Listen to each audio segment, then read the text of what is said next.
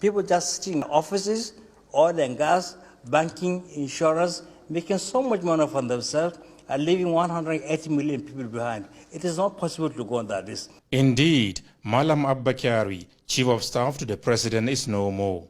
He died Friday night from COVID-19. The late Chief of Staff was tested positive for the disease shortly after his return from Germany, where he represented Nigeria to meet with officials of Siemens on the expansion program of the nation's power sector.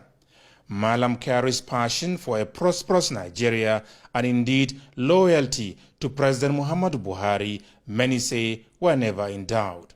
Hate him, love him, but you can't question his loyalty to his boss. His loyalty to his boss was unquestionable, was unnegotiable, and he was literally the punching bag. And he bore stoically all the insults, all the accusations, malicious concoctions, and dubious aspersions on his person. He was a great stoic man. He had the interest of this country at heart, and he was able to make whatever sacrifice was necessary for this country. Great loyalty and unimpeachable integrity. And for years and years and years to come, people will realize just what an impact he has made. And in his loss, we will now begin to see exactly how important he was. We worked together. He was my editor in the newspaper industry, and we worked very closely. He's a very hard-working person, honest, sometimes temperamental, but for a cause. And many people misunderstood Abba. And may God forgive him and give him Al-Jannah Firdausi.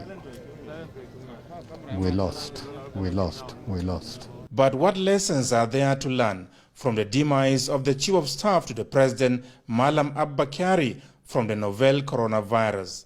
A question posed by NTA News to the Chairman, Presidential Task Force on COVID-19 and Secretary to the Government of the Federation, Boss Mustafa. One of the key lessons for me is that this thing is real and it has come home. How closer can it be to us than this? And that's what I keep saying, that we should not play with this issue. It's not a joke. It has come to ravage our people, ravage our health, and ravage our wealth as a nation. So we must take it more seriously. And the advisories that have gone out there about social distancing, about staying at home, they are not punitive. And I continue to emphasize that they are not punitive. They are meant for our good. So it's a big lesson that our people should not play jokes with this. In a statement by Malam Garba Shehu, the presidency says no condolence visits will be allowed, but people are instead advised to pray for the repose of the soul of the late Chief of Staff.